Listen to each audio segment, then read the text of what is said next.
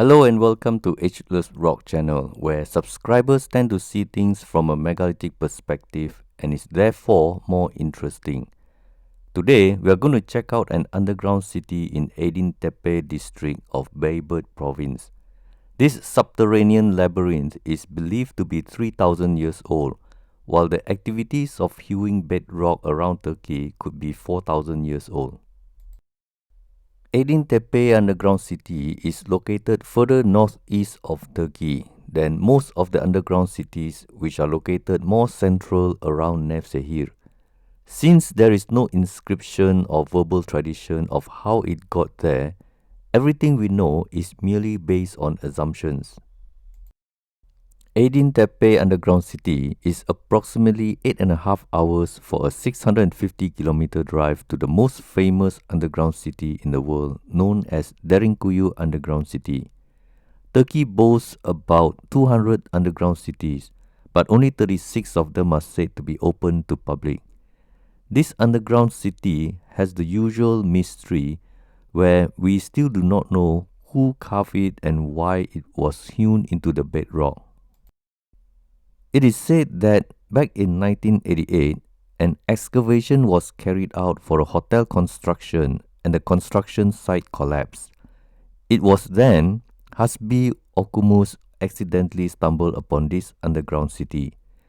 The local archaeological museum of Erzurum uncovered several underground chambers in 1998 when they conducted a rescue excavation to identify the extent of the underground labyrinth using ground-penetrating radar from 1996 to 1997. For accuracy reasons, researchers are careful about describing Aydintepe as underground city because no one has fully mapped out the area.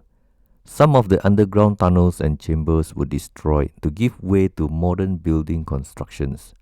The underground city description is mostly for tourists, but researchers prefer the term underground settlement. The excavated tunnels are approximately 2 meters to 2.5 meters high and about 1 meter wide. The tunnels are not fully excavated, but it is said it could be an 8-kilometer stretch. When the tunnels are narrow, it is believed to be the ingenuity of ancient design to slow down the tall soldiers with spears and shields. Aydintepe underground settlement is believed to have been the work of early Christians to hide from the Romans. Some researchers believe that these underground settlements started as a small unit, but later occupants kept carving into the bedrock and evolved into a large complex of tunnels and chambers.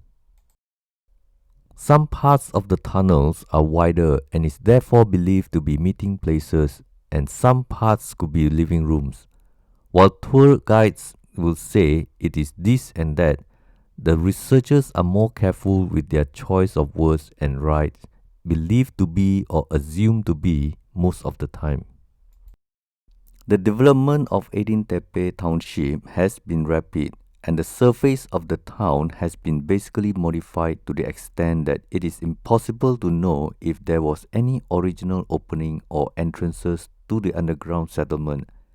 Development outpaced excavation, and many original conditions will be destroyed forever. This underground settlement has an interesting circular stone which everyone says is a stone door for defense. From this photo, it looks like it is a stone door you can roll to the right. But first, you have to stand on the left to roll it. It has no handle for you to grip, to pull or push. It is a door that will take quite some time to close simply due to its weight. But the problem of this stone door theory is still a mystery. There are two sides of the tunnel that the stone door has to block. If you block the left side, the right side will be wide open. If you block the right side, the left side will be wide open. Both tunnels will join in just a short distance, and therefore it is clearly not a door. Try and imagine a layout where a valve was meant to divert flow of traffic either on the left or the right when necessary, but when not needed, it can be tucked away in the middle until further notice. Most of the stone doors mentioned as defense mechanisms are not really for defending anyone most of the time. Circular stones are not for blocking enemies. As you can see, there are 4 on the ground and 2 of them look like millstones. But since they only have a hole in the middle, it is not very useful for milling. If this is for pounding, then the hole in the middle is ridiculously small for pounding in ratio to the diameter. Whatever it is, whoever found them can use it for whatever they deem useful. We have to wonder, how is it possible that if ancient inhabitants were to hew bedrock to hide for safety, how come after 200 cities later, we have no idea how they got there and cannot confirm how and why they are there? How come not even one looks like a design humans would be the architect? All underground settlements look like something burrowing animals would do rather than humans. One of the mysterious features is this rectangular water tank. If this is smaller in size and without water, it would have been a tomb. If this is deeper and has water, it would have been a baptismal pool for Christians. But it is lacking in any religious activity and no one seems to be talking about what it could have been. Without light, this tunnel system will be pitch dark. The most common sense thing to do is to have lighting system. Once in hiding, there should be easy access to oil or candles for lighting. But yet, they are never a feature of underground settlements. For now, I can only imagine that the unknown ancient builders created this underground system for a reason we will never know. One of the features of underground settlements is the long striations left by a powerful tool. It seems like a kind of raking done to a surface only a very tough metal can do. Every hit by an ancient hammer on an ancient chisel cannot produce such long stretches. I am happy to conclude for now that someone else was here first, and they are not very human by nature. The latest civilization made use of the place as a shelter.